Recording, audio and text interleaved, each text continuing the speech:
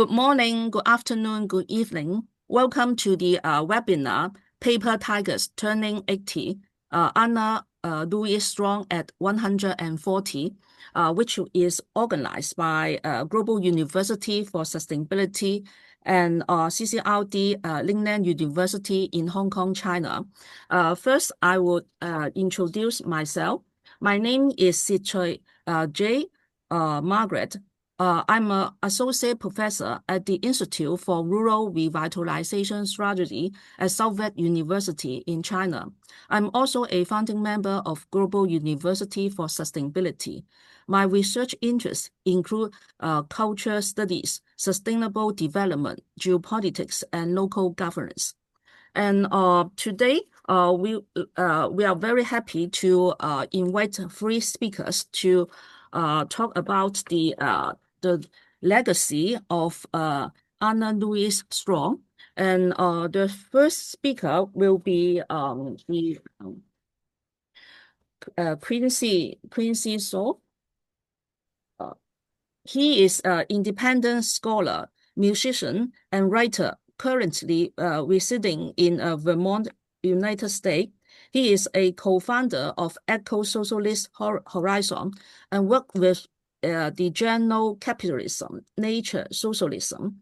And his articles have been published by Counterpunch, Truth Out, Radical Ecological Democracy, the Africa Report. And he is the grandson of a cousin of Anna Louise Strong.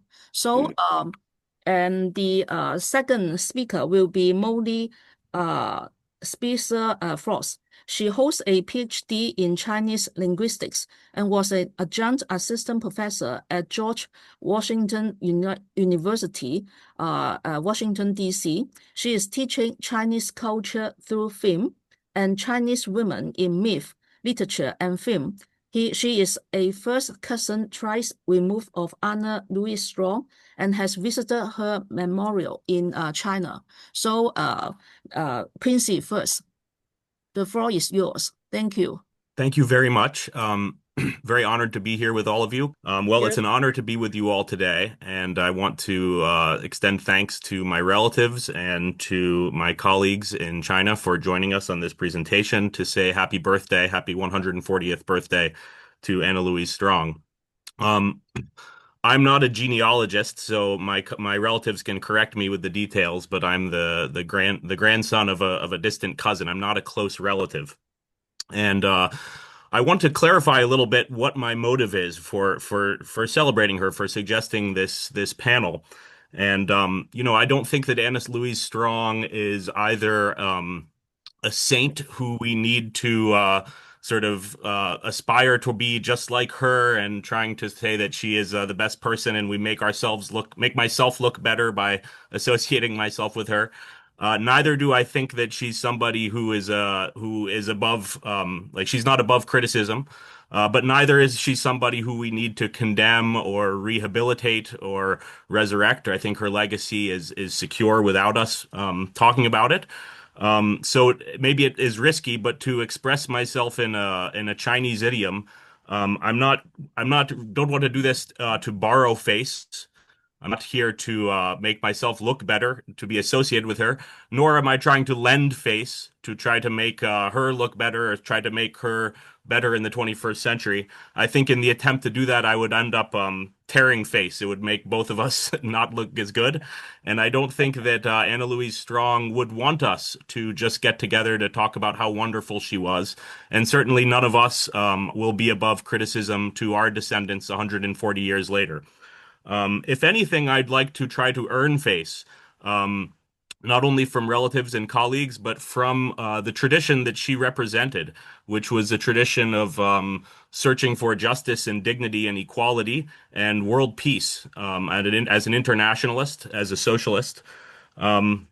So that's my motivation, and I think Anna Louise Strong lived an amazing life that we can all reflect on in positive ways. My own story, just very briefly. I have maybe about 15 years ago, I've been a writer and an activist around causes similar in some ways to Anna Louise Strong. And these These causes, 2011, I worked together with Joel Covell to found Eco-Socialist Horizons. And this work has taken me to other countries which are experimenting with other forms of democracy and economics. In particular, this has taken me to Mexico, to Venezuela, to South Africa, to Sri Lanka, and most recently to Nepal, where I met the Global University of Sustainability team, a few of them. Some of them are with us here today. And I was very honored and impressed with their work and have since that time remained in dialogue with them. The idea for this particular seminar for the last 10 years of traveling the world and going back and forth between socialist countries and the United States, the life of Anna Louise Strong became more and more interesting for me because it's an experience I'm starting to share. In particular, at the beginning of this year, I read this book. I haven't read all. I'm not the best scholar of her work, but I'm slowly going through it. I read this book earlier in the year. Tremendous book. The daughter of the biographers will be with us later today. It's the biography of Anna Louise Strong. And I noticed at the very beginning of the book that her birthday was 1885. And I said, oh, wow, that's going to be an anniversary this year. It'll be 140 years since November 24th, 1885. Um, so with that said, I'd like to just sort of launch into my presentation. I'm going to give a short as possible review of her biography. But most important, I think what Anna Louise Strong would have wanted is not for us to just talk about her life, but to talk about what was interesting and pressing and urgent to her. In particular, we'll talk about the Paper Tiger interview. And I want to ask some of the big questions that I think Anna Louise Strong would want us to discuss, both in the United States and China, and in dialogue. She was always searching for more dialogue between the United States and China. So I think it's sort of our responsibility, if we're going to honor her, to carry on that dialogue. So some of the big questions that she's encountered in her life: the question of paper tigers, the question of the state. And then to reflect a little bit on her native land, the United States, to reflect a little bit on China, as it is, both of these countries are in the United States, and both these countries in the world, United States and China, and to reflect on the emergency, really, that we're in, a global emergency, and what this means for socialism in the 21st century. A cause that I would support, and I think Anna Louise Strong would as well. And what are some of the burning questions that she left for us? So with that said, I will move forward into a short biography. Um, I'm going to try to move to the next slide here.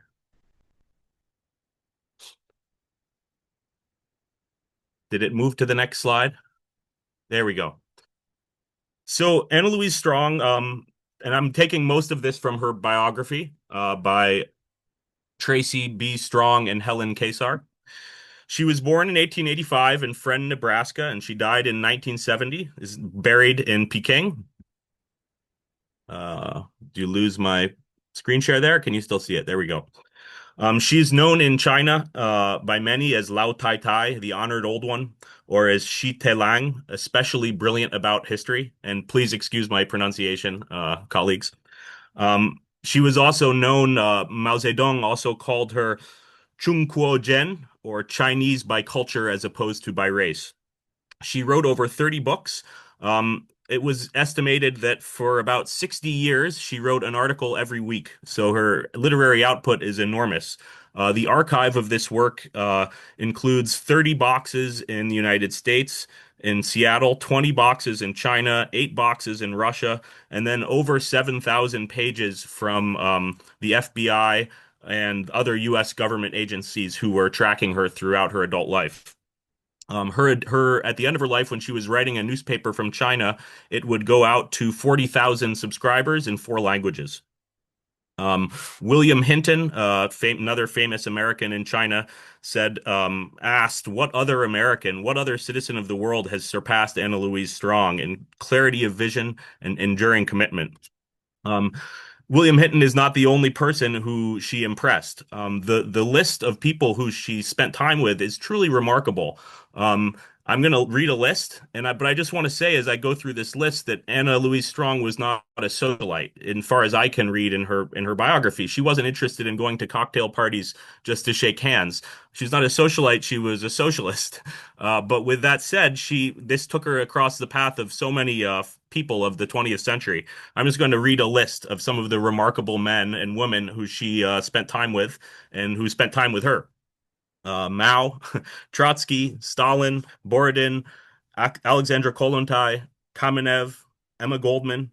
With Eleanor Roosevelt, she exchanged 2 or 3 letters every month. Jane Addams, Che Guevara, Ho Chi Minh, M.N. Roy, Robert and Mabel Williams, W.E.B. Du Bois and Shirley Graham, Elizabeth Gurley Flynn, Diego Rivera, David Siqueiros, Pope Leo the 13th, Paul and Islanda Robeson, John Steinbeck, Upton Sinclair, H.G. Wells, Bertrand Russell, Scott Nearing, J.B. Haldane, Pearl Buck, Agnes Smedley, Louise Bryant.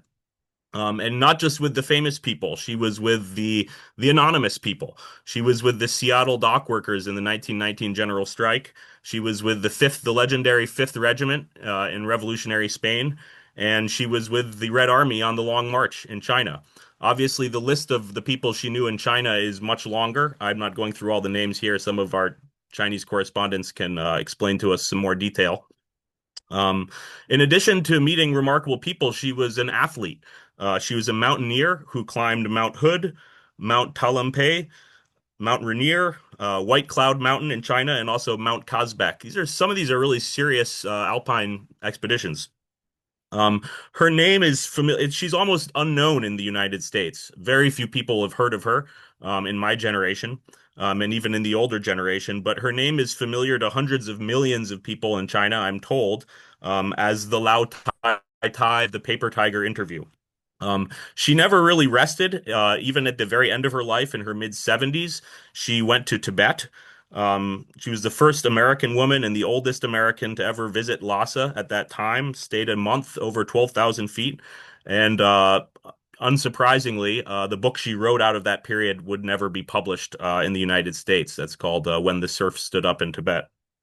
Um, she was acknowledged in China with these birthday parties that the whole Central Committee would attend. Maybe not the whole, large numbers of the Central Committee of the Chinese Communist Party would convene at her birthday parties. Um, Getting towards the end of her life, she finally began to become ill, but she remained a fiery, uncompromising radical even in her convalescence. She famously said that I will not change the dictatorship of the proletariat for the dictatorship of doctors, who were trying to order her around in her final years. Um, when she passed away, I think it's interesting to note what she did with her inheritance. She left her inheritance, which was substantial. She wasn't extremely wealthy, but she had properties. She gave it to the national headquarters of the Black Panther Party, quote, for whatever uses Huey Newton or his successors may direct. She also gave part of it to the Pastors Fund at the First Unitarian Church for civil rights projects. The money that was locked up in Canada, meanwhile, she left to her friend Frank Coe, an executor, quote, for purposes supporting the world revolution and specifically the revolution in the USA. She was eulogized at her memorial by Ray Masia Hewitt of the Black Panther Party, who urged the new left and the old left, the radicals and the liberals, to use Anna Louise Strong as a standard. So that's a very brief biography of this remarkable woman, and I'm sure others can fill in more gaps. I'd like to move on to what she's most famous for, which is the Paper Tiger interview, which we're celebrating today as almost 80 years since this interview. She met Mao Zedong and many of the other people that were around him in 1946 on the Long March. She was there with the Dixie Mission, and she was assigned to sleep in a cave that was about 12 feet wide, and she loved it. And she was most Western reporters at that time would just sort of hit and run, go to one city and leave. And she was one of the first to really go deeply in and get a bigger perspective on what was happening. And, describes this scene in her biography here of what that interview was really looked like and what it really looked like to be there and how, Mao's daughter was there and he was growing his own tobacco. And it was sort of a quiet, tranquil, peaceful moment in the middle of a war. Um, So I'd like to talk a little bit about this interview. Something in particular to say about the paper tiger thing is, and I'm going to give you some details from this book again. Move on to my next slide. So the quote at the top here is the one we're most familiar with. This has been published all over the world. All reactionaries are paper tigers, etc. I think something interesting to note about this is the process of translation. There were a few people, including one Dr. Ma, who was helping to translate. And when Mao said this, we were working on how to translate it, and somebody said, "Is the word straw man?" And it was almost going to be the question of the straw man, but then they clarified. Mao said, "No, no, this is not something dead that's stuck in a field. It's a paper tiger, not a straw man. It's something that scares children, that's made to look dangerous." Um, so I thought that this was an interesting anecdote about, just the translation of this famous interview. Um, this was the first time that in the West somebody had paid attention, any Western correspondent had paid close attention to the theoretical creativity of the Chinese Revolution. Nobody had previously really written about Mao Zedong's theoretical contributions to the discourse. So this was one of the reasons why this was became a very famous interview, in which he described the atom bomb as a paper tiger. Now, these three quotes on the left, I find interesting because uh, in this period in Yan'an, Anna Louise was had many conversations with Mao. Only one of them got written up um, in the official report, but this book goes into some detail about what those other conversations were. And I thought that it doesn't change the meaning, but I think it adds to the famous interview, talking about how the day of the atom bomb's birth is the day on which the end of American imperialism begins. The bomb will not annihilate the people. The end will be that the people annihilate the bomb. This is something we can all continue to look forward to, both in the United States and in China. Um, the other thing I found interesting was Mao in response to questions about the Cold War, in response to whether the U.S. would attack the Soviet Union, uh, Mao responded in ways that I find relevant to today's moment.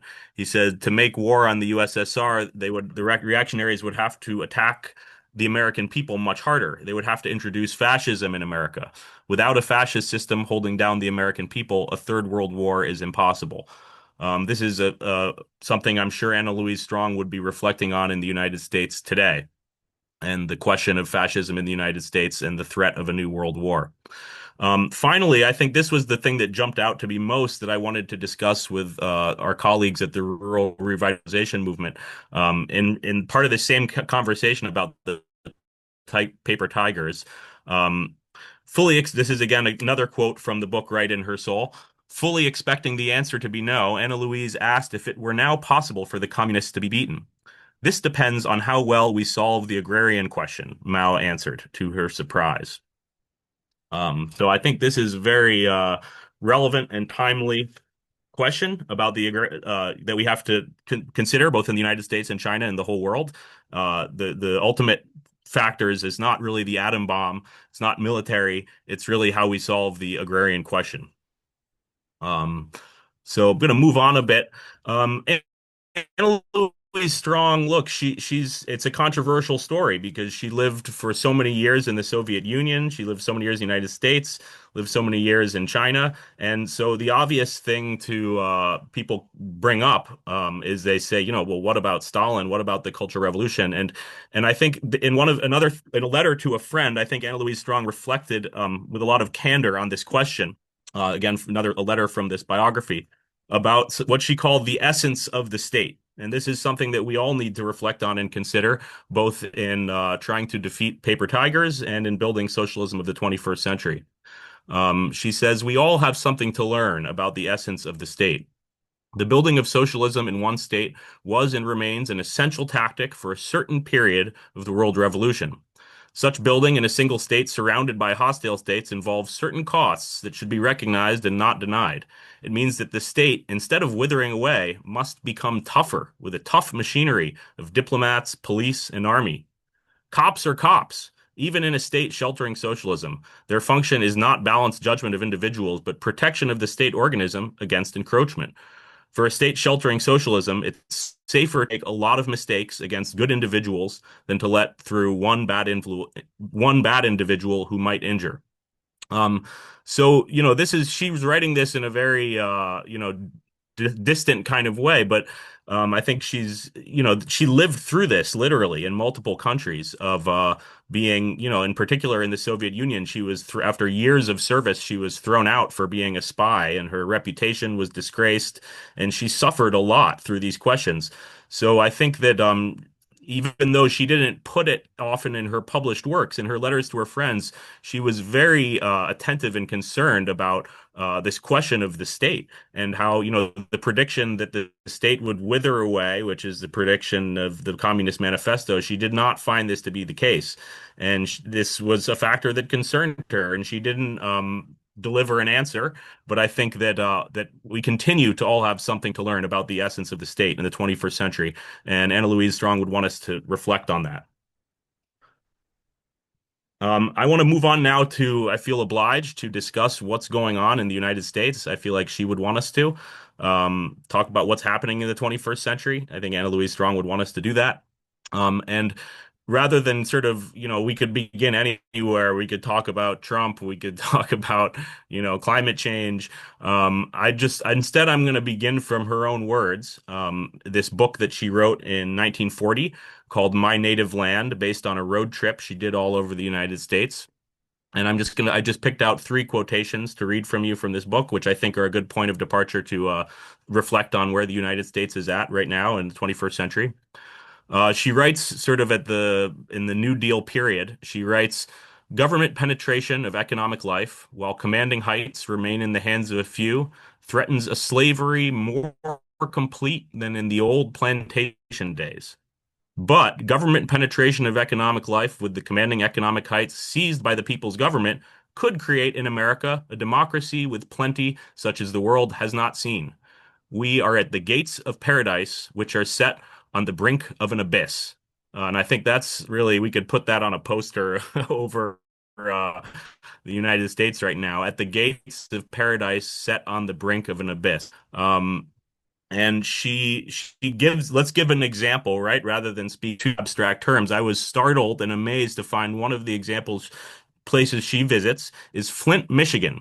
Now, our people in the United States are familiar. Flint, Michigan has been in the news in the 21st century. But what she says about it in the 1940s, she says, south of the Great Lakes, we come to the citadels of the machine age. Here will be the final battle to shape and control our civilization. The story of Flint is the story of tens of thousands of machine tenders fighting to become human beings. Now, but basically, people were given this amazing, dreadful lead poisoning. And I'm not going to quote from the whole thing. The whole city was poisoned with lead as a decision of the emergency manager that was appointed to run Flint. And it's amazing to read this account from 1940 about how the company would actually, without the workers' knowledge, give them blood tests and assess how much lead was in their blood, even back then, and dismiss workers who might become sick without giving them information about their own medical condition. Basically, Anna Louise Strong describes the story of Flint, Michigan, about 70 years ago in a way which, with a lot of hope and a lot of promise, but in a way which doesn't shy away from how dreadful the situation was. She also notes that at that time in the 1940s, she says, despite the prosperity of General Motors, the city of Flint always claims to be bankrupt. So that's true still through to today. And, when we reflect on the United States in large historical terms, and we think about lead poisoning, not only in Flint, but in many major cities in the United States, it's difficult to not draw the comparison to the Roman Empire, which also, whose fall was also contributed to by massive lead poisoning. Um, so I'm going to move ahead. There's more to say on all these subjects, but I don't want to end on too down of a note with the United States. There's always hope. We will always be surprised by the people who live on this continent. And I wanted to read from a letter in her biography where she says about the American people something inspiring, I thought. We must remember that every Jimmy Jones and Podunk is just sort of like a place that could mean any place, has a field of knowledge in which he knows more than Lenin or Stalin or Mao, and this is the field of life around him. And if Lenin or Mao could be transferred to Podunk, they would first have to learn what Jimmy Jones knows before they could effectively act. This is the basis for both the Christian emphasis on the value of every man and for Stalin's statement that the people are of the first importance. It is the basis of the old American initiative and originality which has been lost in recent years. And somehow we must again arouse the initiative and curiosity of the Jimmy Joneses and Podunk to do the job that they uniquely are fit to do. I think this is a remarkable passage and demonstrates Anna Louise Strong's constant search for a synthesis, and it's very rare. And whether we agree or not, we have to marvel at her ability to combine Mao, Christianity, and Stalin into one theme, which she believes could lead us towards an alternative. Uh, okay, so what about China today? This would also concern Anna Louise Strong very greatly. To this end, I have been studying in preparation for today some of the work of our colleagues with the Global University for Sustainability. I won't go too much into it, but basically the big warning from Erebus Wong and Jade C. Sit, I'll read from this book, The Struggle for Food Sovereignty. Despite stunning economic growth, the environmental and ecological devastation is cataclysmic. They go into some details about this, about contamination from acid rain, about becoming a dumping ground of waste from the West, about the pollution of industrial agriculture, and about how it is the peasantry who suffers the most from this. About the use of arable land for construction and the number of Chinese peasants who have totally or partially lost their land, somewhere between 40 and 50 million, this number increasing by 2 to 3 million per year. This is published in 2015. And to summarize, the authors say China's ascent is based on the exploitation of rural China, while also noting that continuous experiments in rural reconstruction may provide an alternative. I'm going to also quote from Wen Taizhong's book, 10 Crises, The Political Economy of China's Development, who says in the language of economics, as long as a nation pursues developmentalism, it incurs various kinds of externalities, no matter its political system.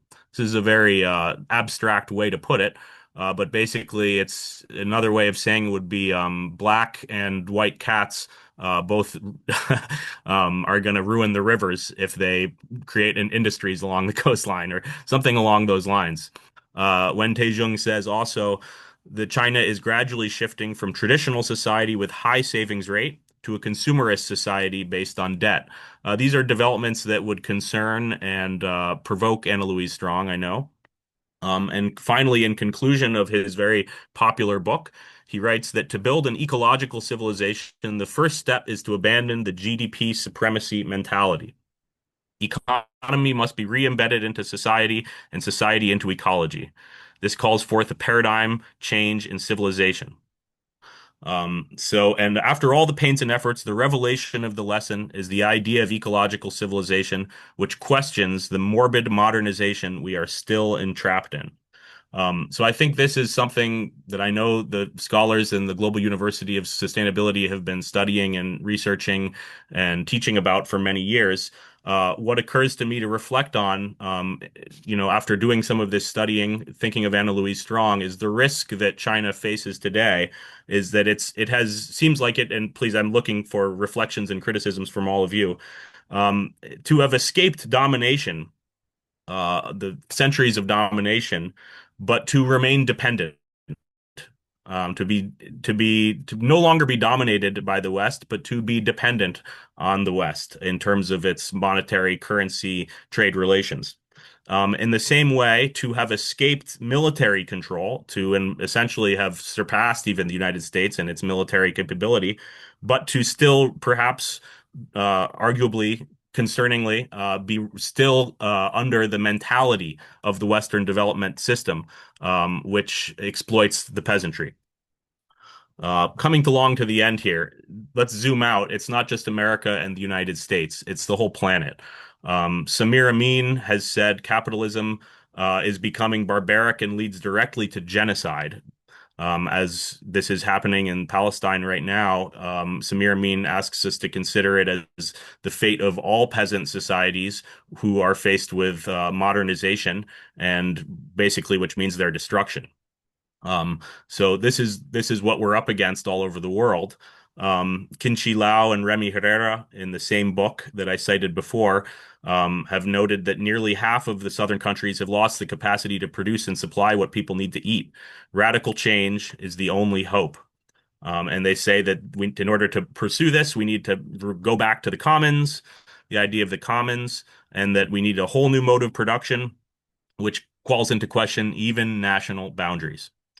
Um, Coming to the end here, I want to reflect on a final conversation that is recorded in her biography with Zhou Enlai, which I think is important for us to reflect on. She finally told Chu that the economic consequences of the Soviet withdrawal alarmed her far more than the ideological differences. Only to be admonished. We do not consider it so, Cho said. An economic loss can be made up in a relatively short time, but a mistaken line could curse our children's children. The first international was broken by a wrong theory, and so was the second. Results could be worse today.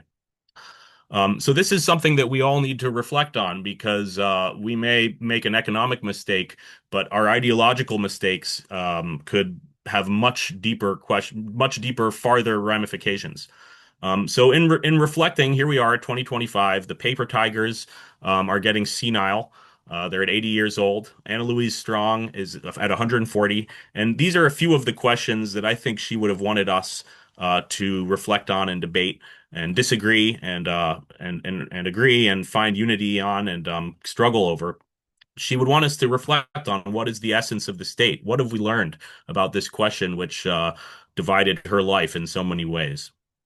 What is the destiny of the China-Russia relationship? This is something which literally tore Anna Louise Strong's life apart. But at this particular moment, in the context of BRICS, Chinese and Russian relations are perhaps closer than they've been in a long time. There's a question in here where she's reflecting a debate with Mao, and Mao says something along the lines of, well, there will be 10,000 years of ideological debate with the Russians. So where is that debate at right now? And what are BRICS? What's the fate of BRICS? Anna Louise would want us to discuss USA-China relations. Are we going to have world peace or world nuclear war? Because now the paper tiger of the atom bomb is shared by China and any other countries. So what's it going to be?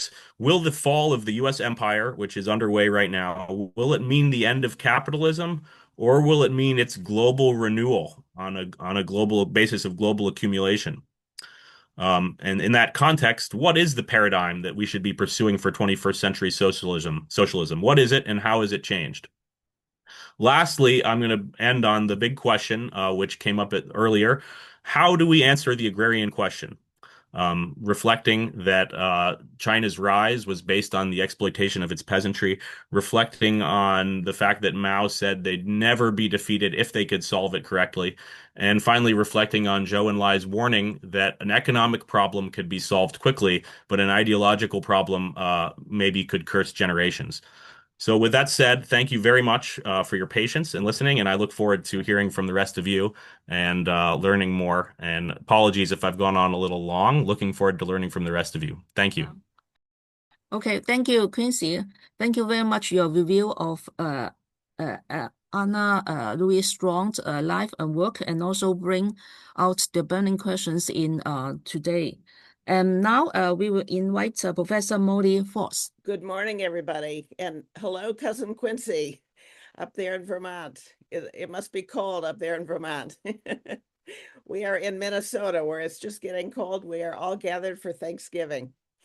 I have a few comments to make on Quincy's presentation. Let's see, am I seeing things correctly? Quincy, you said Anna Louise Strong is barely known in this country, and that may be true for most people, but I go to a lot of Asian studies conferences, And if I take a moment, you know, at a dinner or a reception, and I say I'm related to Anna Louise Strong, people practically fall out of their chairs. They can't quite believe it. So she is well known to people who study Asia, who study China. Furthermore, I have a note that she was indeed born in November of 1885, which makes her 140 years old. But I have a note she was born on November 25th.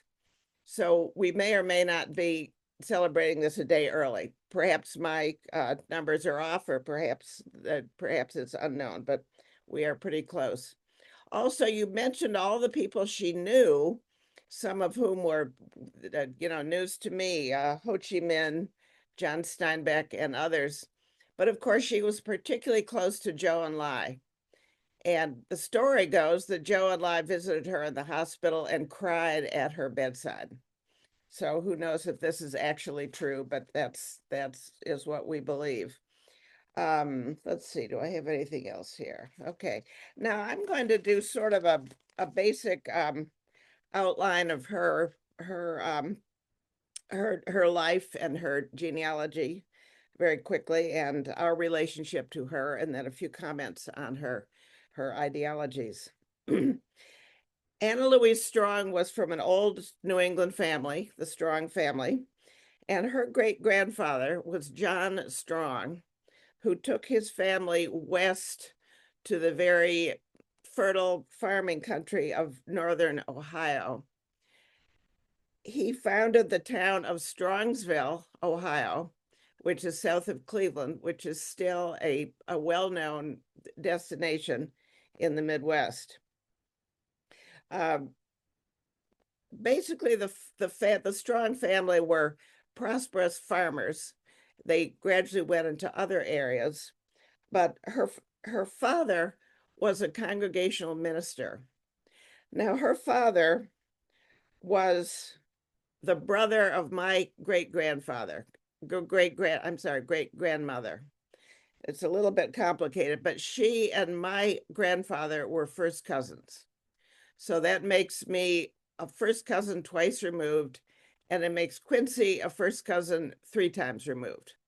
So you can go around and you can name drop that, Quincy, when anybody asks. She was actually born in Nebraska, where her father had a church. She was born in a 2-room parsonage, if you can believe that. It sounds like one of the pioneers. When she was 2 years old, or so the story goes, she was sitting in a field outside her house, and along came a summer cyclone and lifted her into the air, kind of, you know, wafted her through the air to a neighboring field, and she sat down in a neighboring field uninjured. Now, this story may be a little too good to be true, but this is also one of the stories that we have always been told. I think it's interesting to note that her father was a congregational minister. And I do think, even though she certainly was not a practicing Christian the whole, you know, second half of her life, let's say, but I do think that the ethic of Christianity, whereas every person is valuable, no matter what their status or what their economic situation is. And I do think this permeated her whole life. Her father, Sidney Strong, was a progressive in terms of society, in terms of politics, in terms of just about everything else.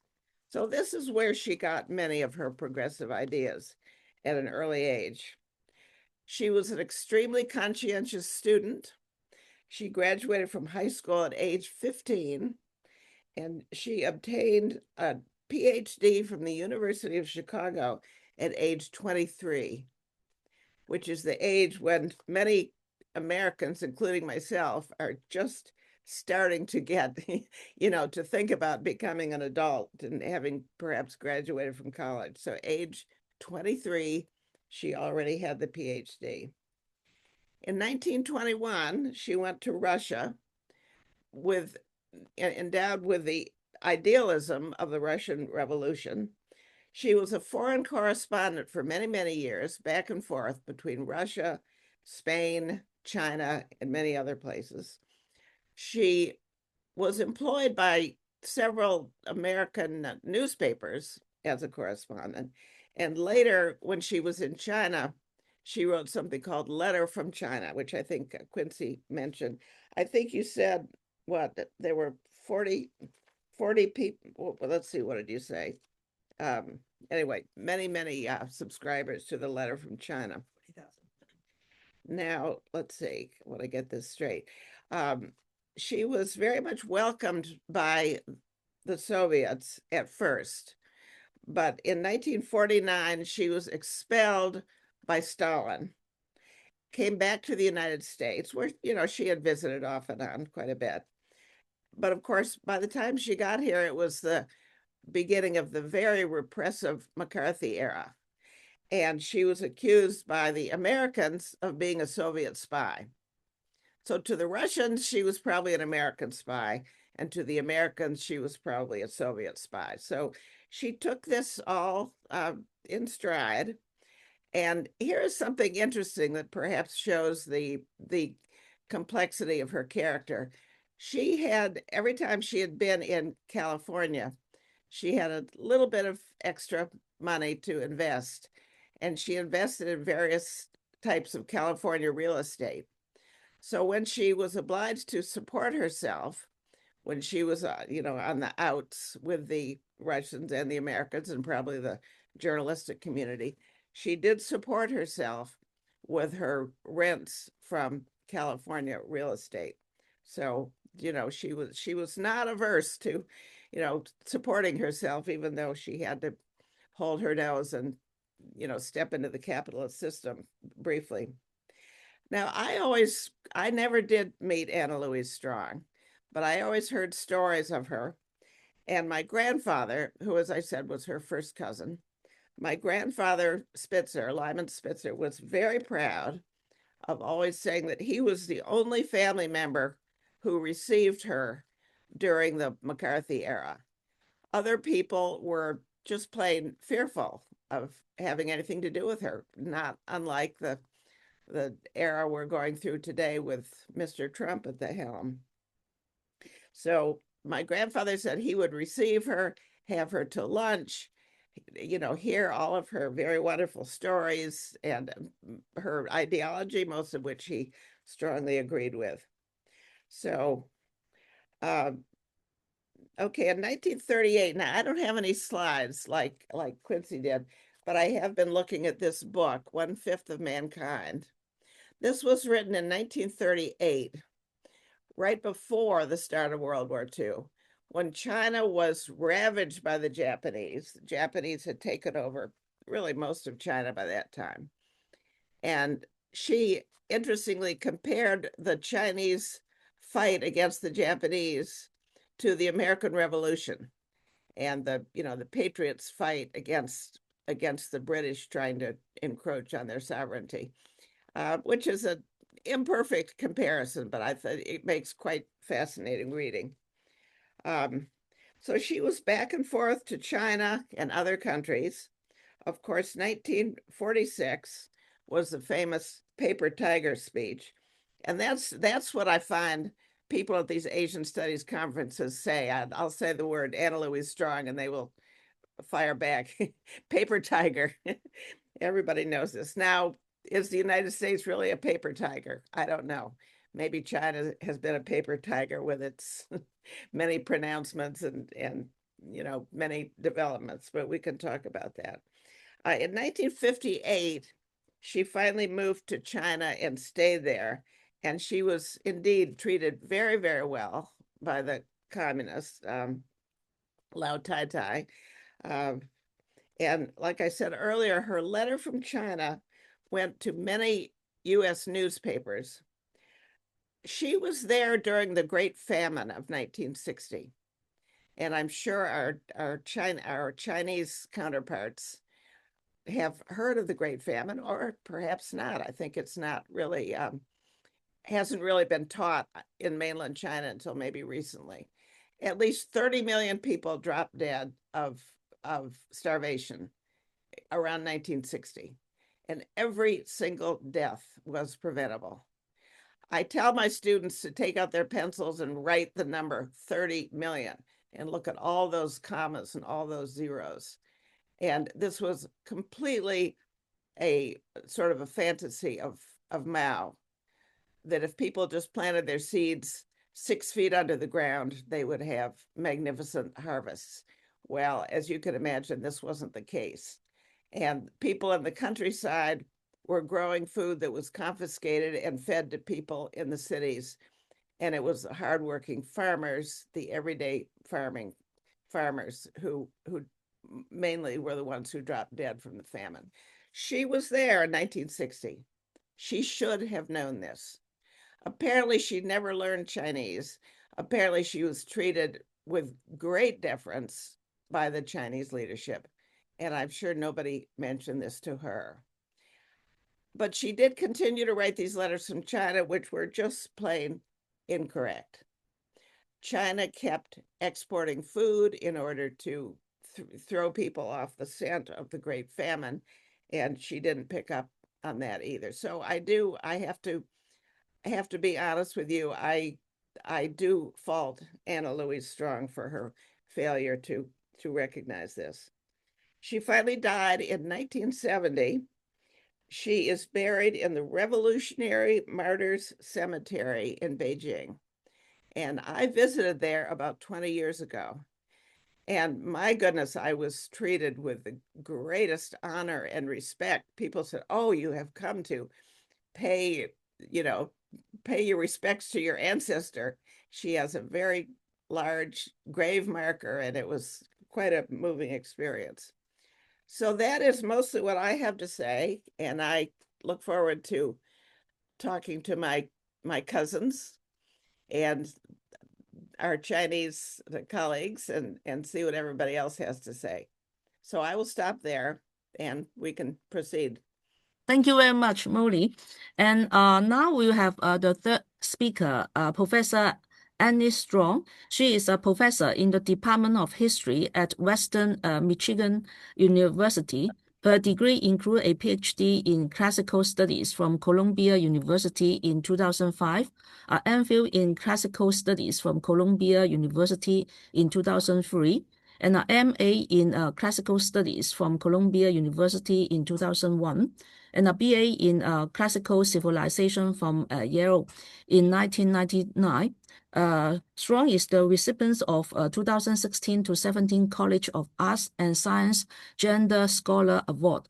She is the great-granddaughter of Anna Louise Strong's brother and the daughter of her biographer, Tracy Strong and Helene Kessler. Okay, please, Professor Strong. Shisha, for inviting me, and good to meet you, to my cousins Molly and Quincy. I'm Anise Strong. I am named for my great aunt Anna Louise. To put that in a little bit of context, saying so.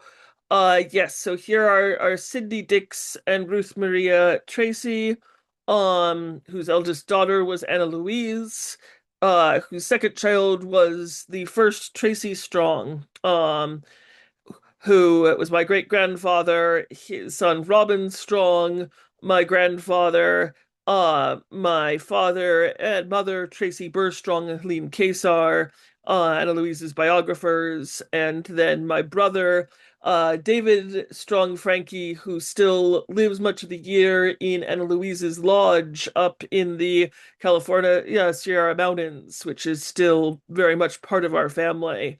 And then myself.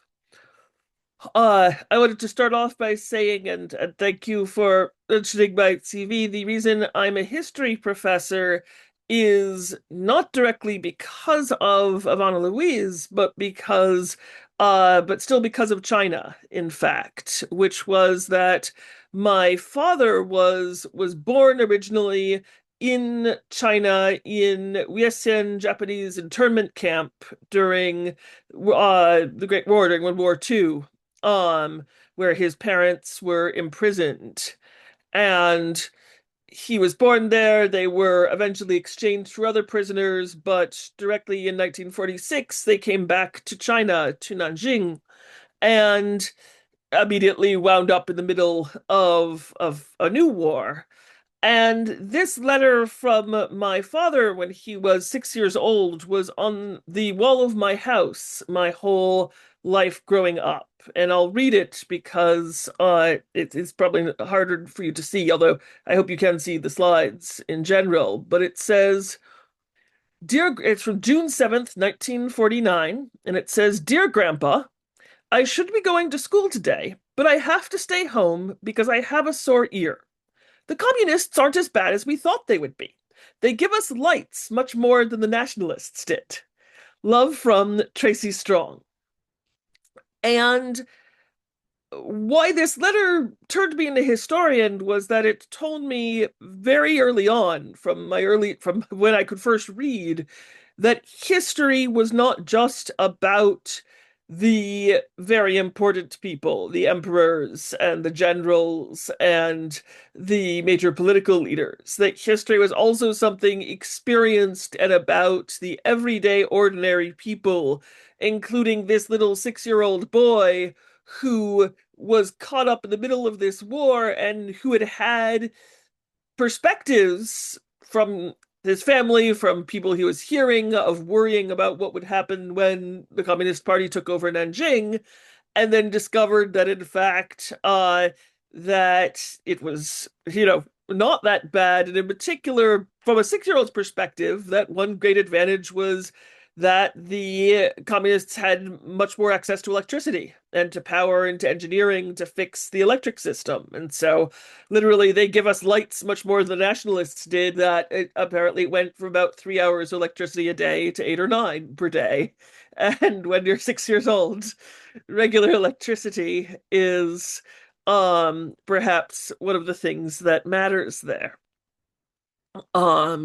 So that led me into not into Chinese history or modern history, but into ancient Roman history, where I study mostly the lives of women and enslaved people and formerly enslaved people, but that focus on ordinary everyday people. So that's sort of how I come into this. And grew up as my parents were writing the biography and so forth on stories of Anna Louise from very young, several of which you have heard from my cousins. My father's gravestone reads "Right in his soul," honoring that biography and that tradition. Here's one of the photos from that book of Zhao Enlai, who we've talked about, and Anna Louise in Chongqing. I wanted to spend my time discussing a particular resource that my family has, which we are actually anxious to find a good home for and to find people who will share more widely, which is that among the many things inherited from my father, inherited down through Anna Louise, are about 10 volumes of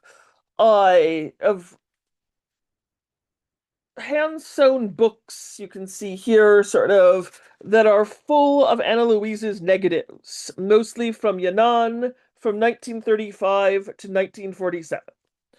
Almost none of them are really labeled, unfortunately.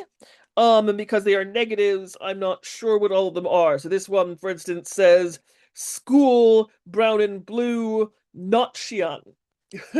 But obviously not Xi'an leaves a great deal of room for what it might be of. We have sort of one small set of them which we did get prints of and so forth, and so I'm going to spend my time showing you a couple of them, which gives you an insight into at least what Anna Louise saw when she was looking at the world, and in particular when she was looking at it in Yan'an now 90 years ago. Here is one which was sort of more early printed. and again is both revealing and confusing. The inscription says, Anna Louise Strong in China with Shih Teh, who I have not been able to identify, but one of you may know, his spouse and the daughter of Mao, 1947. That one wound up in the University of Washington special collections. The others have not wound up in those collections there. I should say, in terms of knowledge of Anna Louise, my Aunt Jeannie wanted me to note that in the Washington State history books, Anna Louise is prominently mentioned, and everyone who goes to school in Washington State learns about Anna Louise in regard to her work for the Seattle General Strike and on the Seattle Board of Education. Here is another one from this collection. This is listed as simply Ma Mu-ming and Jiang Ping, both of whom went on to lofty later careers in the government and in the Chinese Communist Party in Yan'an. Here is one of the more typical ones that is unlabeled, but that shows people farming traditionally at the time. This one is simply labeled ex-wife of Ho Mu. I do not know who Ho Mu is, but someone else may. This is the International Peace Hospital, which again probably has a set of fascinating stories about it. A Yan'an house cave. Again, this one doesn't have identifications for the people standing outside it, unfortunately. These are Anna Louise's photos, yes, but more importantly, these are documents of a incredibly important moment in Chinese history. I feel in my own mind that Anna Louise would certainly feel that these belong much more to the Chinese people than they do certainly to our particular branch of the family and so forth, and that she would want them to be shared and to be a resource for people wanting to know about the history of Yan'an and of Mao Tse-tung and his colleagues who lived and worked there during such a tumultuous decade. And so this is something I have been planning on taking up. We have a Center for Chinese Studies at Western Michigan University and so forth, and talking with them about possibly getting these digitized, getting funding for it. But it is also something where, for those of you in China and so forth, if this was a resource in which you were interested, again, I do not know what precisely is within these collections and so forth, but there may well be images and stories, and even the just looking at a Jiang Ping, who I think from my calculations cannot be more than 16 or 17 in that photograph and so forth, is a sort of revelation in and of itself. So that's largely there what my sort of particular sharing there is and so on. We have a number other of smaller sort of artifacts of hers that are more relevant for just personal family aspects and so forth, rather than in family history. But as I said, and some of those are up in what is still her lodge up in the Sierras, which is now a home for my brother. But thank you, and thank you for this opportunity. Oh, okay. Thank you very much for Professor Strong about the presentation of Anna Louise Strong's old collections of her revolutionary days in Yan'an. Now, I would like to introduce three discussants from China. And Professor Huang Ping is president of the Chinese Institute of Hong Kong. He is also advisor of Chinese Association of Hong Kong and Macau Studies in China. He was the deputy director of the Institute of Sociology, the director of the Institute of American Studies and of the Institute of European Studies at the Chinese Academy of Social Science.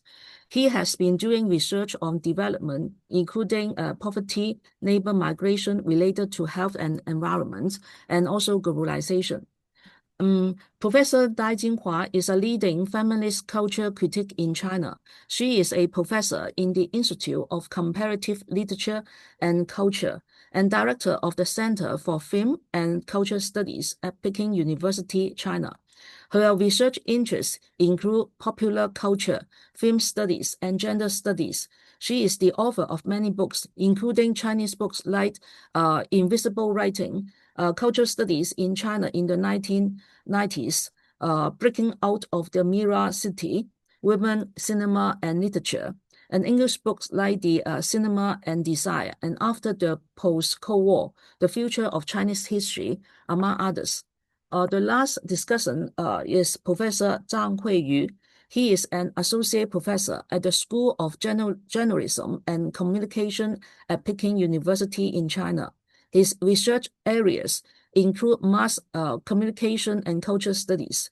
Monographs include the visual modernity, the representation of subjectivity in the 20th century China, the cultural imagination and social reconstruction in contemporary China, among others. So, first of all, I will invite Professor Huang Ping. Thank you, Shahjade. Thank you, all the speakers. Then yes, I'm very the generation of mine that we have been learning about him. We also know about her interview with Mao Zedong and where that famous comment is from about the paper tiger, that all the revolutionaries are the paper tigers. We also know the three A's, Anthony Smedley, Edgar Snow, who has written that famous Red Star over China. And also and these three, their the three S, including all the other expats that has resided in Beijing for a long time, who also met Louis Abbey, and also that. But of course, we also know some of them, some of the colleagues that they have been working together. But for our generation and also the younger generation, to us, the most important is the paper tiger and that topic that we're talking about. At that time, the translator is called Huang Hua. I know that in the beginning they don't know how to translate that paper tiger, but in the end, yes, the translation is paper tiger. But Chairman Mao at the time, he also mentioned that they are not, of course, they are also real tigers because they have got money, they have got guns and atomic bombs. But on the other hand, in the long run, we can understand it from the essence of the imperialism because they are not represent of justice, so it won't last. At the nuclear bomb, it looks very fierce, but then it is just paper tiger, and this is quite a typical Chairman Mao's thinking. Is dialectical. There are two sides.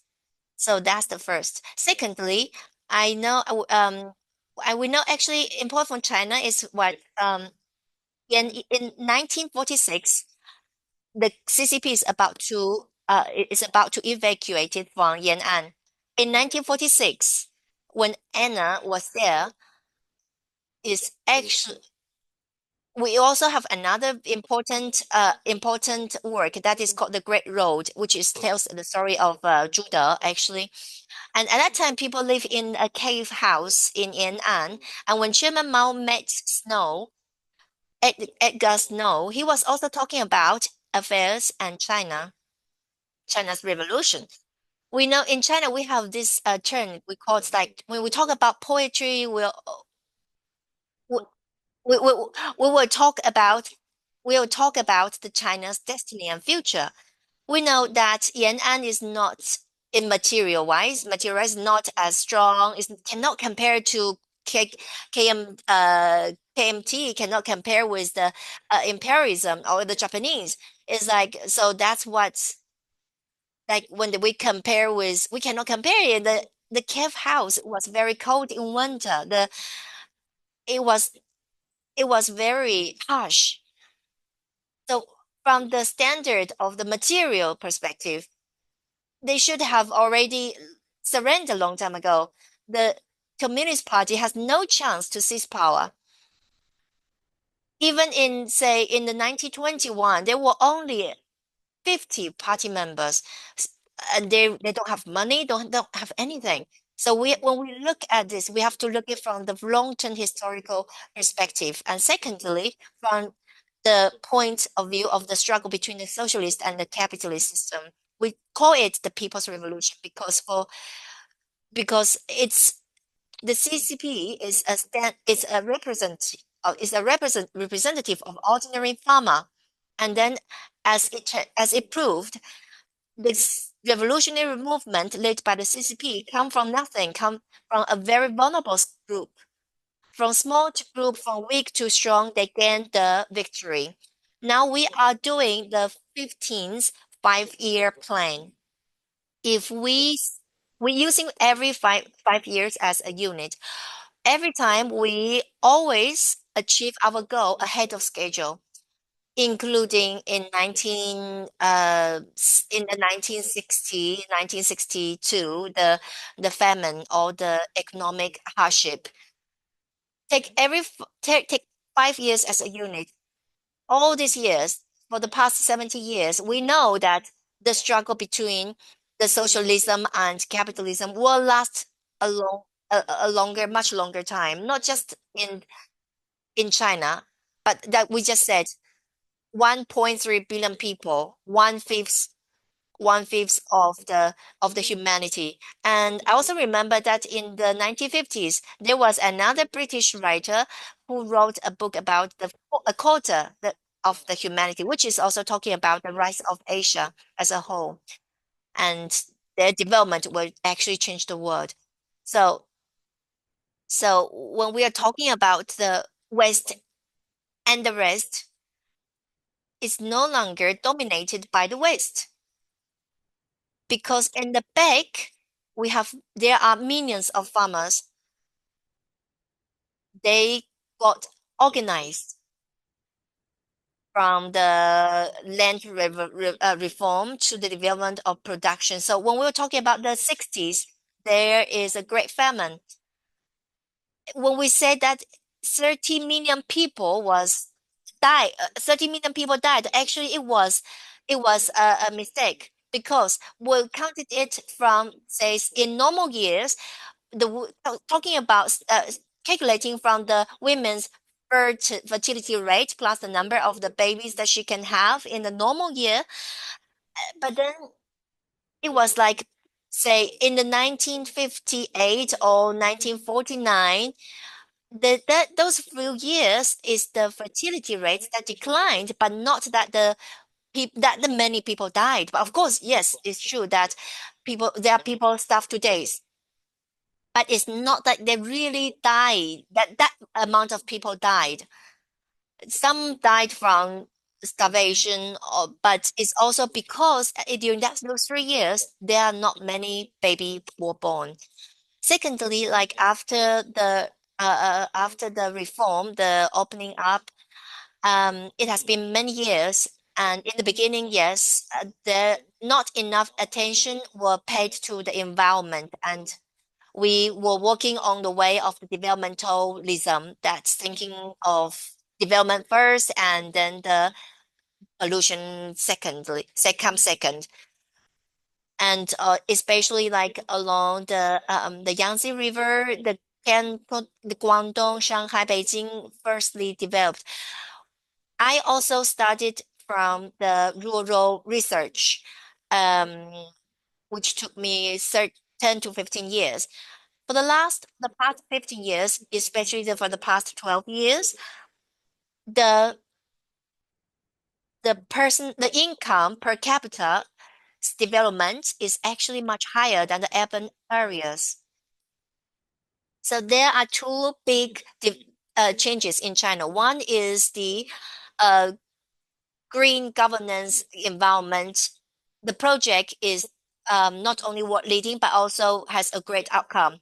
Secondly is the income per capita in rural area for the past 15 consecutive years has been much faster than the rate of the increase in urban area.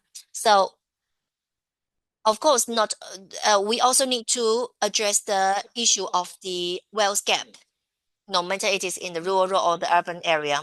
But then back to Anna Strong, when we talking about when she was like involved also in the part of the new China's construction. I know that in there were two main um foreign coverage.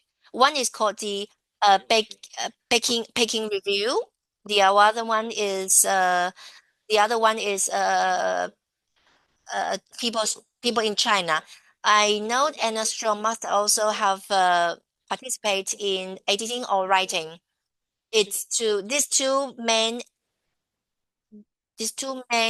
media is to introduce China to the West. But nothing fundamental has changed. That's how the entire West, who is interested in China, it's always have this kind of high degree of arrogance and prejudice or bias and ignorance. But of course, lots also were deliberately fabricated by Chinese.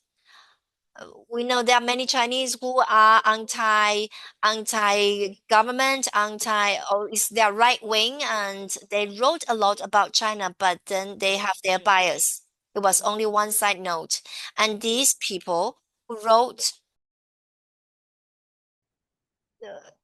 I won't judge their morality, but their level are actually quite low. It won't.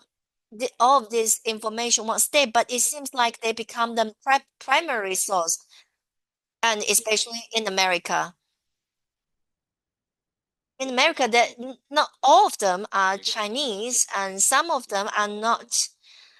Are not, but they claim to to know China, to an expert in China. Their way of description of China is really not objective. So it leads to a very big misunderstanding or misperception of China. So in this sense, Anna Louise, Edgar Snow, and Agnes Smedley, they are the pioneers because they can look at China, observe China from a very objective perspective. So when Edgar Snow writing Red Star over China, I know that he has it in his notes, but he did not put it in the book. He mentioned that CCP is very poor, and he doesn't come. He at that time he came from Shanghai, so his first at first glance he had this sensitivity as a journalist. He says unless he says like unless the KMT has a radical change in his region. Otherwise, the future of China will be will be of Communist Party. I think his observation is very accurate, and then we also invited him to Beijing in the 60s, and we invite him to China to introduce China to the outside world. And he also has another book called The Long Revolution, how China was recognized, how China play a role in the world, and how he can change the East and West. But of course, nowadays we also talk about the global South. It's not just Africa, South America, and Asia. So how do we change the narrative this kind of Western-centric narrative, they are the pioneers, including Anna Strong and also Edgar Snow, that deserve our admiration and reflection. Thank you. 好，谢谢黄老师。Yeah, thank you. Next, we would like to invite Professor Dai. Thank you for all of your sharings. And Anna Song is someone whom I got to know from my primary school.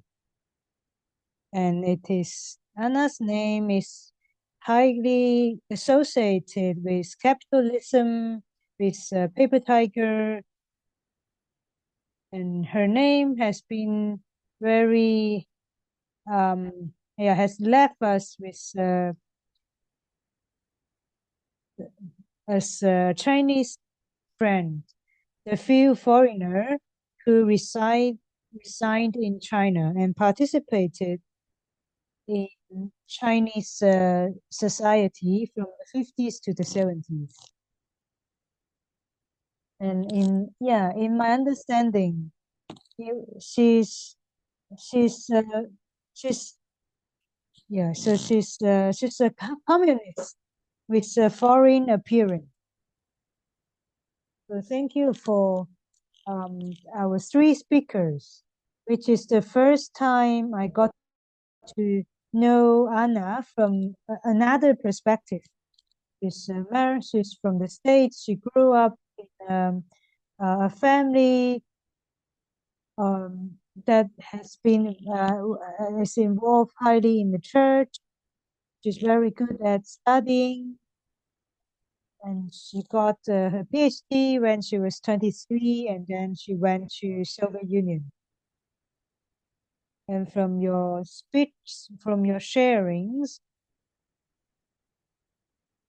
and I could really sense the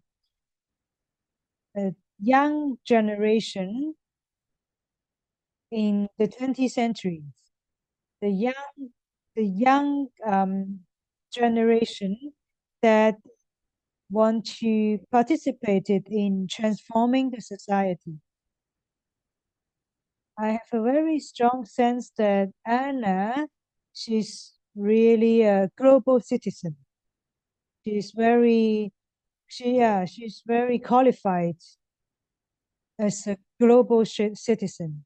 She's lived in China, in Soviet Union, and she passed away in China. She was buried in China. So she really lived her life beyond Chinese or Americans. She's a global citizen, and she believed in an internationalist. So she has a dream, and her dream is something that you could feel, you could experience, you could participate. It's not abstract, it's so real. And I really agree that from what I have read, she definitely doesn't want us to put her into the sane, as in the box of the sane. But definitely she's a pioneer. She commit herself in the communist movement, and she was highly involved in the dream of communism. And I was so touched today that I know she was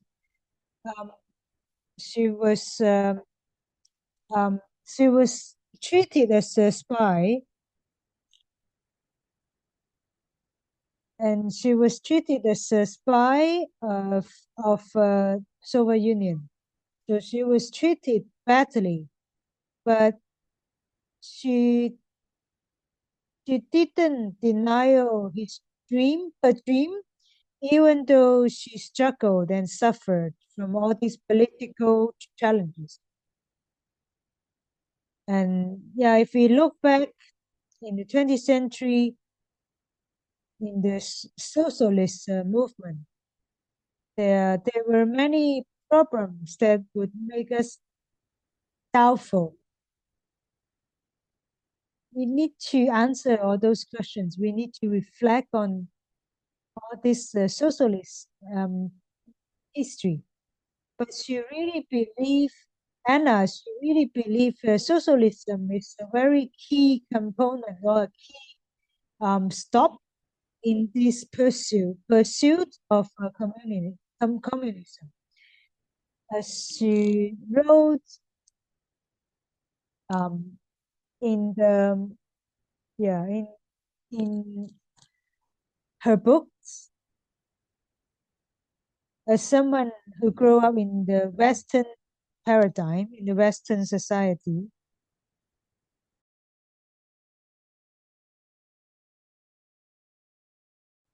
all her conclusion reflected that she's really a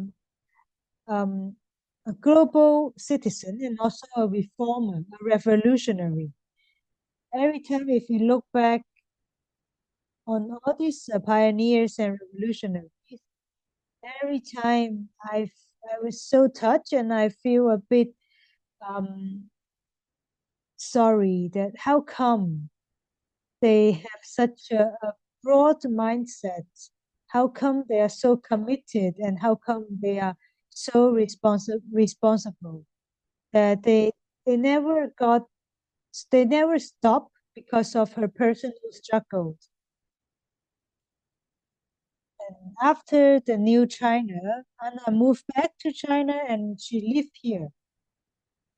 Definitely, her living quality was beyond the average Chinese.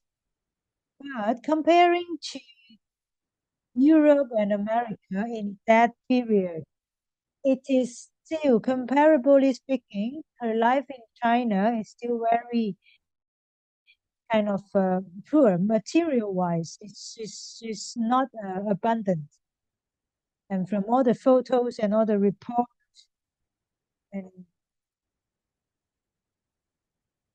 and for those few who live in China, for those few foreigners who live in China, they have been so joyful and so positive and hopeful.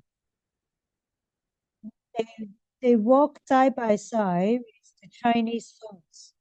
They shoulder that challenges with the Chinese. But meanwhile, they are more positive and more hopeful to to to to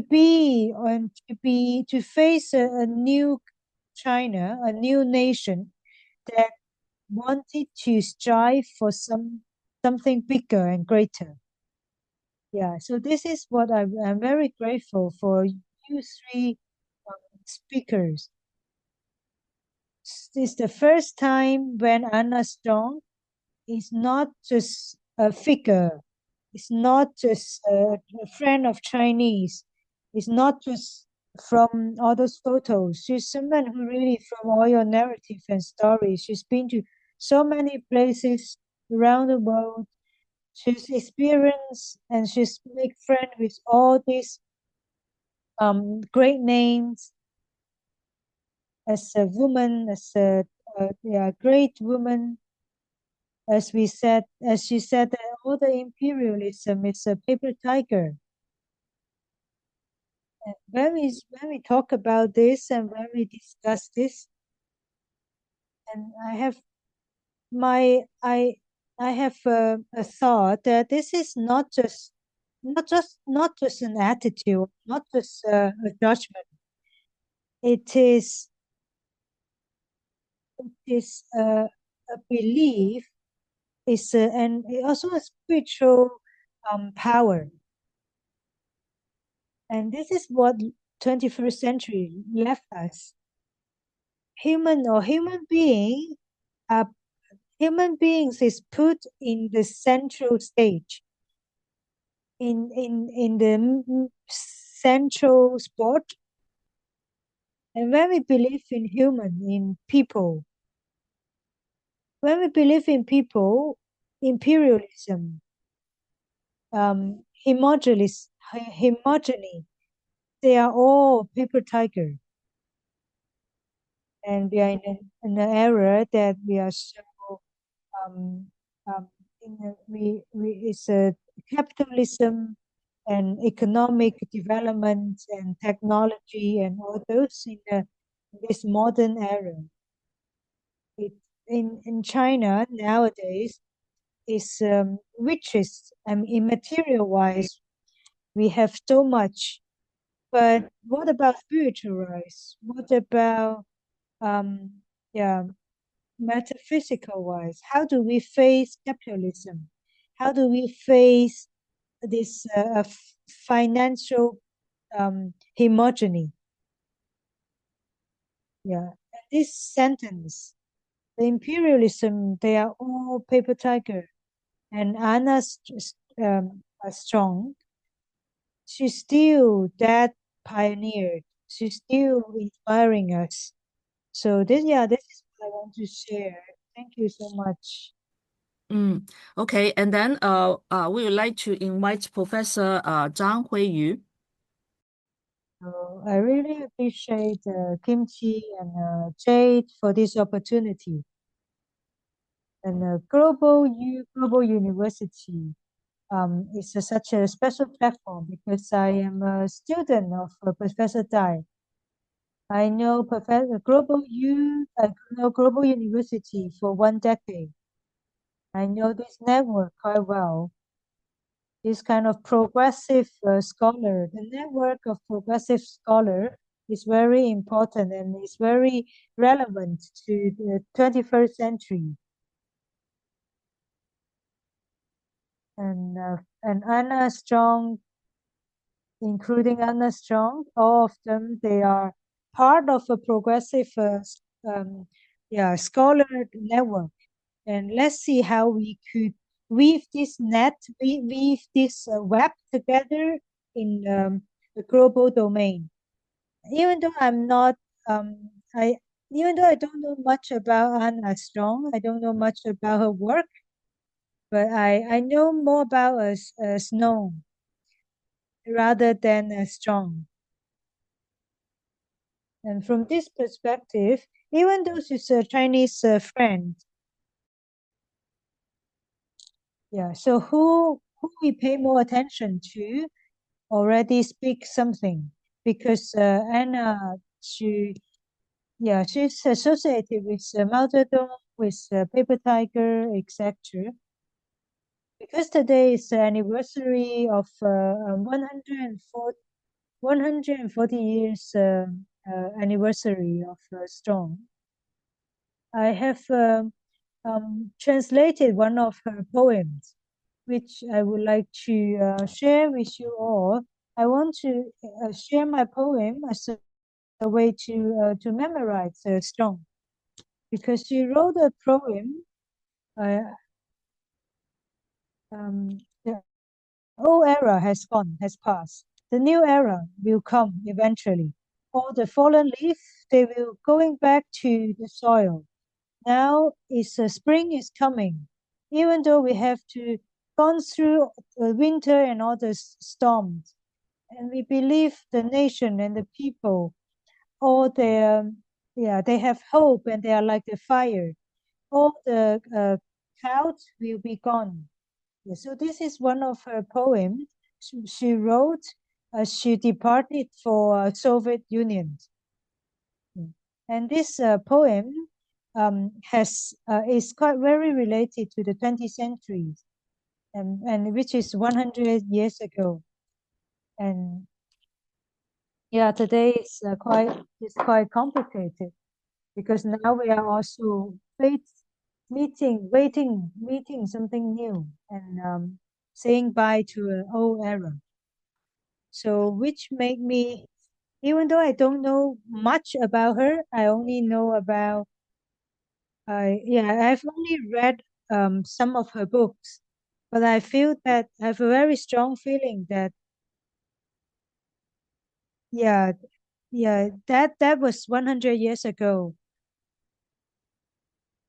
And yeah, all of you have shared that she's had deep.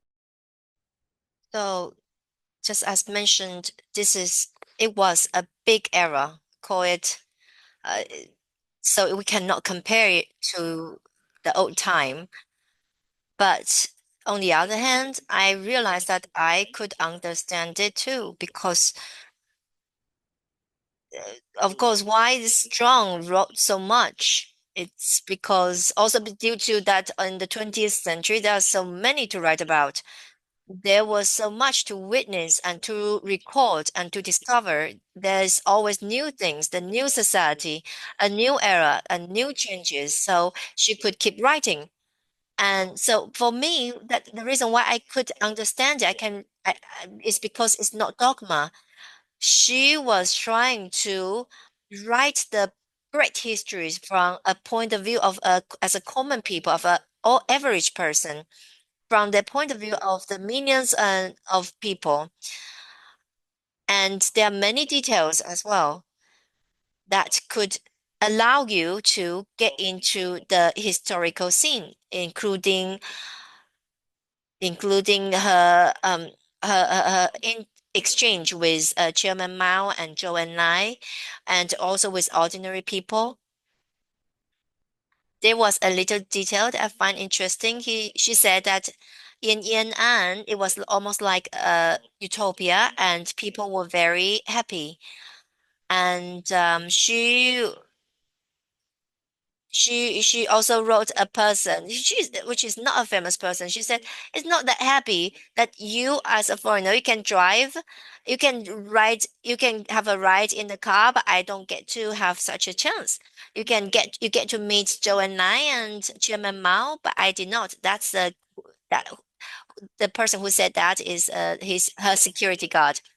So she wrote many stories like this, and it actually becomes a bridge for us to get into the 20th century as at the level of the on the level of the ordinary people, because she witnessed in a physical way, and she also emphasized the common people and the people, and also she emphasized the democracy.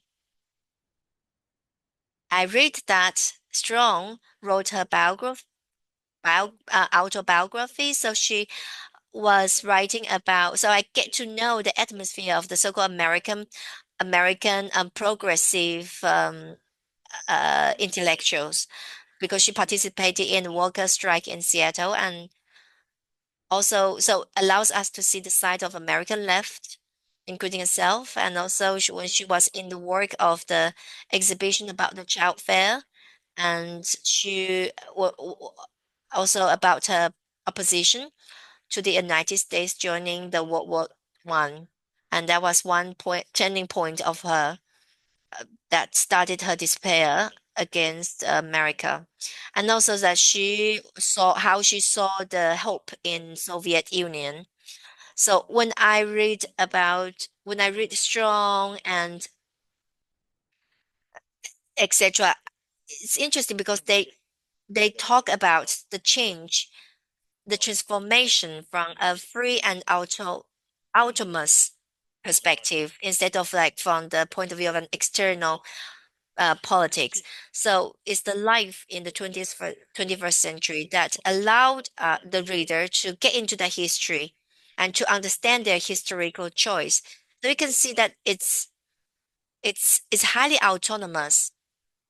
It's all the choices are very independent. So from her books, I also get to see lots of the grassroots practice, because the people or democracy is a repetitive theme in her books. She especially mentioned the peasants, that how they play such a important role in Mao Zedong's revolution. And of course, she also has lots of lots of point of views on America, on Soviet Union, and also China holds a quite special place. And Chinese Revolution, she also mentioned that it's very different from the Soviet Union ones, because they put farmers, the peasants, in the position as the subject of history.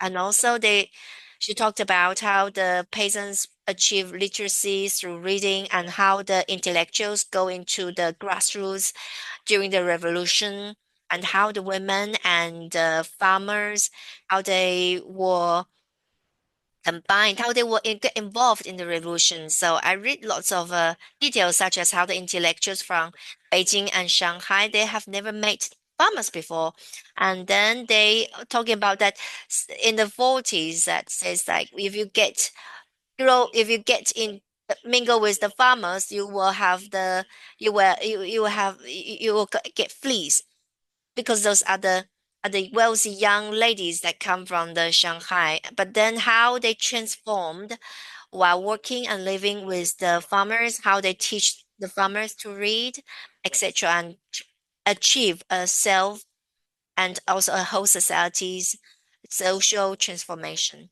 So all of this is very touching, and this also could connect with today, although we don't have a big revolution, we don't have a major movement, but then it inspires us. How do we achieve some grassroots change?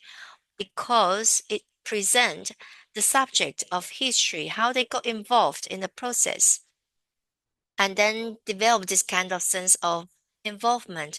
So through her books, we understand what's 20th century about, and relatively neutral and less organized, that allowed us to get into that period of history. And it also came to me that her writing and the relation between her writing and the social action.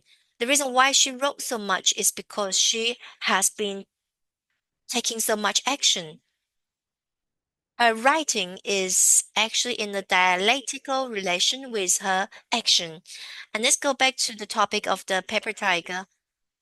Because just like Huang Ping and Dai Jinghua has mentioned that Yan An was actually was in a hopeless situation, because the Communist Party civil war with the community is about to break out. So Yan An is about to be occupied.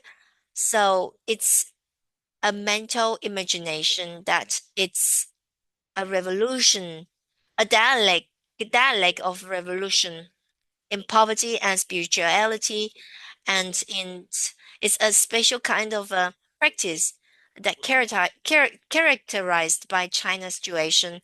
That's why the people can be mobilized, can be organized in the 20th century. There is such all the possibilities and the politics and the political force or and historical force behind all of that. And nowadays it's kind of hard to imagine or hard to achieve. And this is what I would like to discuss. And in the end, I would like also to add a few things to China. There are many famous international figures. Snow is younger than Anna Strong by around 20 years. So Anna Strong was basically the same age as around the Bethany, and and they were like born in the end of the 19th century. So Edgar Snow actually was younger than them by one generation.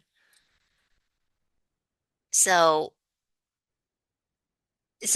because when we are talking about international friends, or China's friends, we thought they were like the same generation, but actually no. So it's interesting to know that when we are get involved into their personal life, it's interesting to have this such a special. Okay, thank you very much, Professor Zhang. And I would like to invite Quincy and Molly to give some brief response. I do have a question. In Chinese schools, do you learn about the Great Famine of 1960 or not? Should I reply this? Of course. We had much richer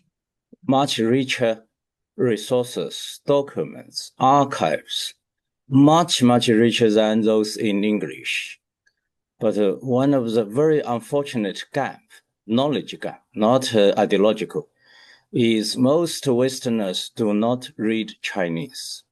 And most Chinese do not translate our original archives, documents, whatever, into either English or other languages.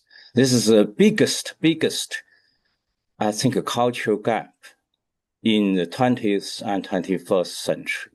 Well, first of all, I just want to say thank you to all of our Chinese colleagues with the Global University for Sustainability. I think I especially want to thank the translators for making this possible. It was very good work with the translation. I know it's not easy, and this is something that Anna Louise struggled with at the end of her life. She wanted to have more dialogue between China and the United States and struggled to find it. And I think it's very exciting for me that we can do this together.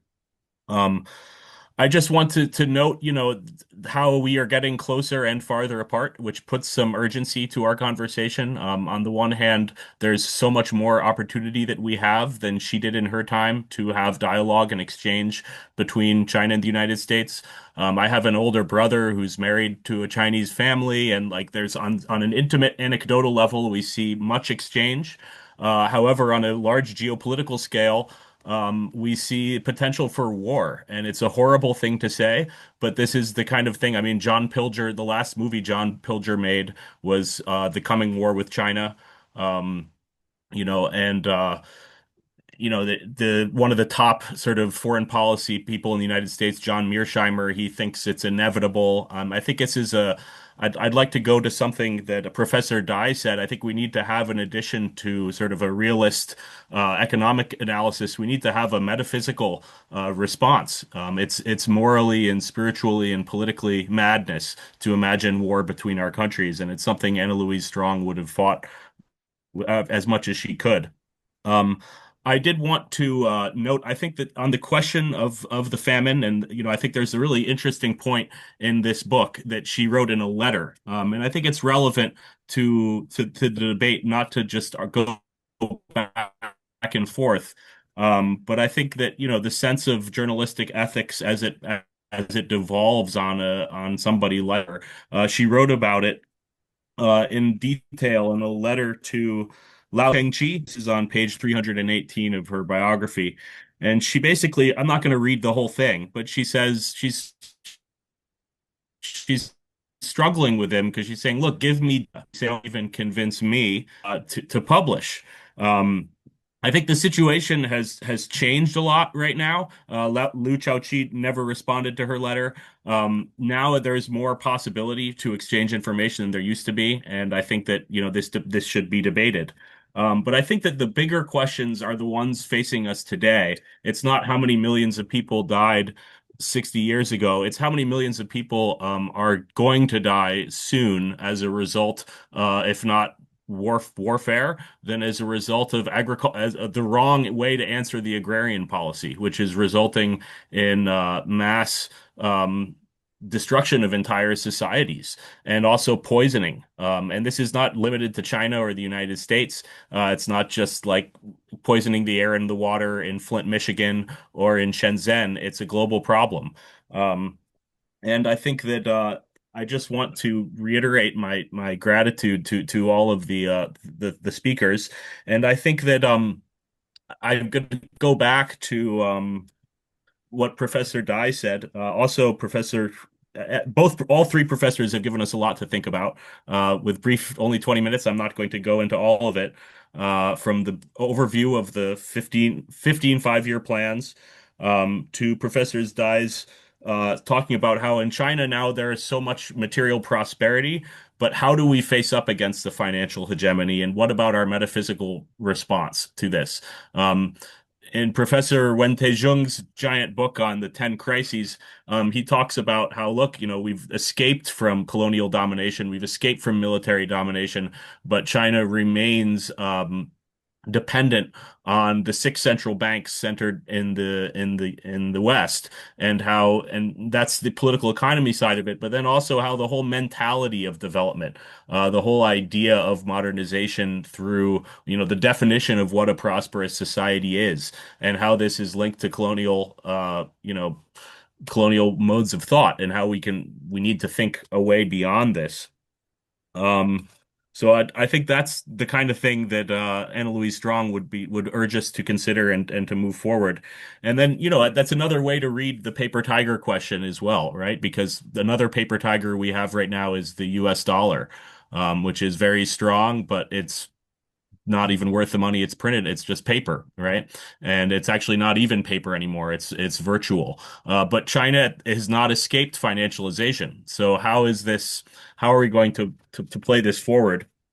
And most of all, I want to thank Professor Huyu Zhang for the final things he was saying about the relation between writing and social action. I think it's good to acknowledge Anna Louise Strong. She wrote so much, not because she was prolific, just because that was hers, because she was doing so much.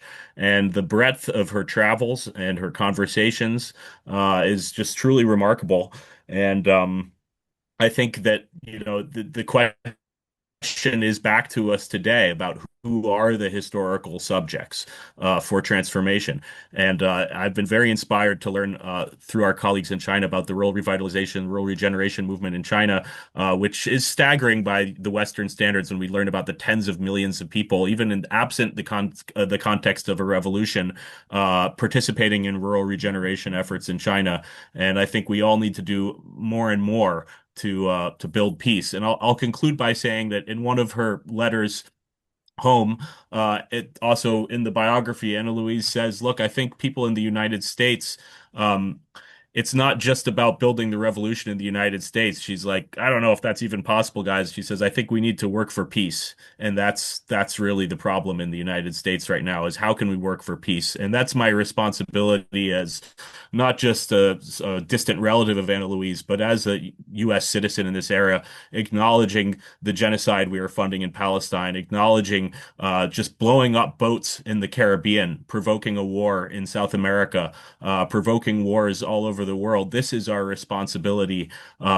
In our part of the world, our historical subject that we need to find is the peace activist.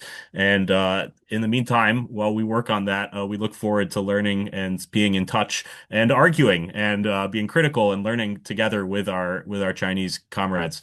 I'll leave it there. Thank you very much. Thank you. And please, Mr. John Strong, please.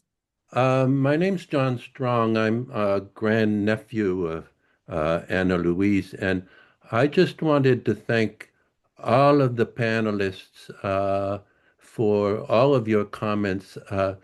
It was a memory trip for me. They took me back 55 years. I was the representative of the family who went into right after Anna Louise's death to pay my tributes to her. It was about a week after she died, and went to Beijing on that occasion and met many of her friends, some of whom you have talked about, and also had an occasion to get a hold of her will and bring it back to the family and bring other mementos back to the family. I never met her in life, and I was late for her funeral. I unfortunately was in Cambodia at the time of her death, which happened on Easter Sunday, parenthetically. But by the time I got there, by invitation of the Chinese government, I was able to get a sense of how she lived and where she lived, and visited her apartment, and and also of the esteem that she was held in at the time. I did correspond with her just prior to her death, and her theme there, one of her themes there, uh, that picks up on some of Quincy's comments was even at her old age, unrealistically, she was very sick. But she kept saying in her letters, I have learned from China, and now it's time for me to go back to the United States and continue the work there. She never got to do that. It was it was just wishful thinking. There was no way that she would manage to do that in her state of health. But that was her desire to bring China and the United States somehow together from her own perspective. So thank you all very much for all of your comments and presentations. Thank you very much, Mr. John Strong. And I would like to ask whether Professor Huang and Professor Tai and Zhang has final remarks. Real intellectual, but as well as factual communications is really needed for real understanding, but also for the changing the world into a better one. I think if we back to if we use the term metaphysical or Mao's sort of dialectics of logic, maybe it could be a good thing if let's say imperialists, whoever they might be, imperialism, if not necessarily as Lenin says, imperialism means war, but rather imperialism push harder towards China, then China will have to work harder, which could be or turn out to be a sort of a positive force to change the world. That's back to Karl Marx.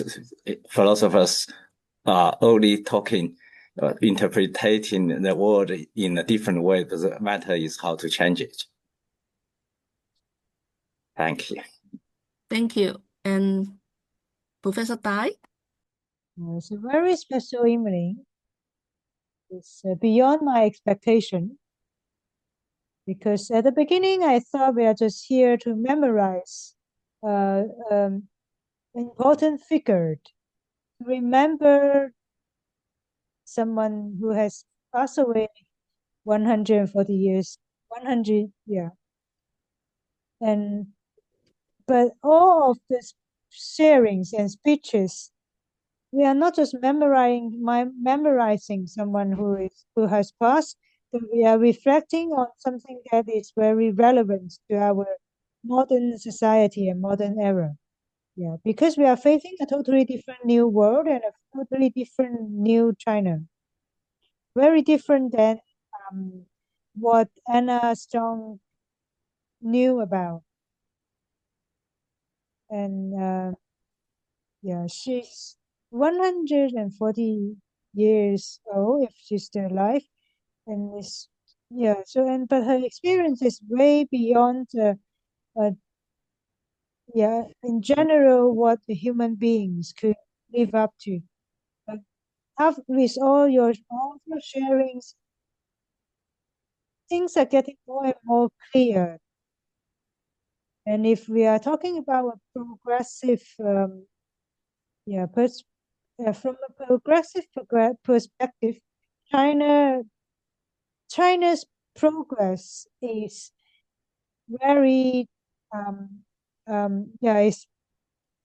it's a huge progress in terms of medical care, in terms of education and economic growth. But whether we are closer to our ideal world, as Anna Louise and all those other internationalists, are we closer to that dream, or we are moving away from our original dream?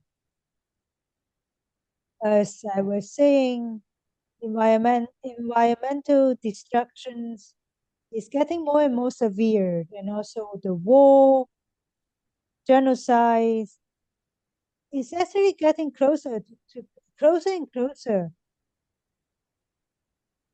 And as we are situated in such a condition as a global citizen, we are also an earth dweller. We live in this world, we live in this earth, we are part of the human community.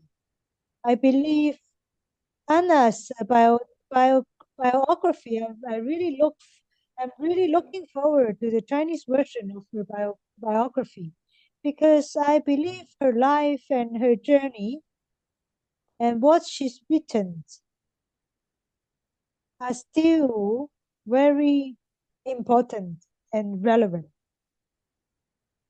because actually we are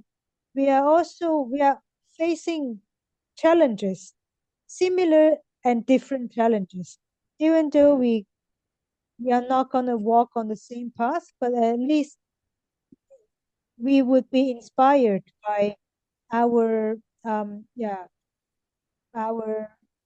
the pioneers and our ancestors who have walked on this path. I don't have much to add on. I just have a story to share related to Anna Strong. In 2016, we've purchased a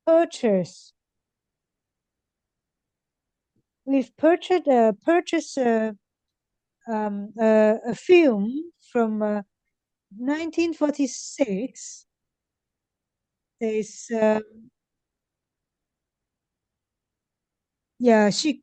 she carried the film to China, but because of some historical reasons, all the film stay in the States. And 2016, China has purchased it back. So now we could see some of the very special film that has documented what happened in the 14th and 15th century. And just like what Anis has shared, those some very important historical images. Yeah, this is what I want to share. Okay, Kinchi. I really appreciate Quincy and Jay Jade. It's Quincy proposed this seminar, and then Jade co-organized this, and she reached out to Professor Dai, Professor Huang, and Professor Zhang. They are the very important and top scholars in the contemporary China. So we would like a global university or our members to share their own original thoughts. And this platform is for everyone to organize, to discuss, to brainstorm, to hold such important dialogue. And yeah, as Quincy shared, we are in a very important turning point, and especially when, like in Caribbean, the U.S. sanction on Venezuela, and also so many hostage, and let alone in the Middle East. So when we are talking about the so when we're talking about not just the purple tiger that we're witnessing, we can see that they are under this kind of hegemony. When this hegemony being challenged, and then they will use its last bit of strength in extreme violence, completely disregard the international laws or any agreed upon laws, let alone the bare minimum humanity. All of this is ignored. So you can see that it's trying to, when it face this kind of struggle, how many of people are being massacred? I think this is one of the points that we are discussing today. In face of the Americans' violence at its own will everywhere in the world and trying to continue its hegemony. At a time like this, in the global south and including the south that was in America, how can we continue our belief in internationalism, in people's solidarity and mutual support? Only in that way can we deal with the disaster that we are facing now. Strong has his own choice. He made his choice, and that is what we are admiring. As we can see that when she was facing all the conflicts of the various wars and international one or internal ones, she tried her best to achieve her ideals. At the time, in the midst of the war, in the midst of conflicts, many people might feel desperate, but she had that kind of courage, as pointed out by Professor Dai, Professor Huang, or Professor Zhang, that she had this kind of courage, and her belief in communism is what we should hand down today, and also require us to put into action. So many of these extraordinary people in the 20s left us all of this abundant legacy. We need world peace, and it needs us to fight for. So I would again to express my special thanks to our two translators. They have been accompanying us for many years.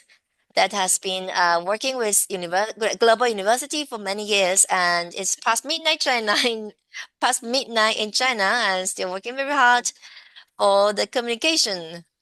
So once again, thanks everyone.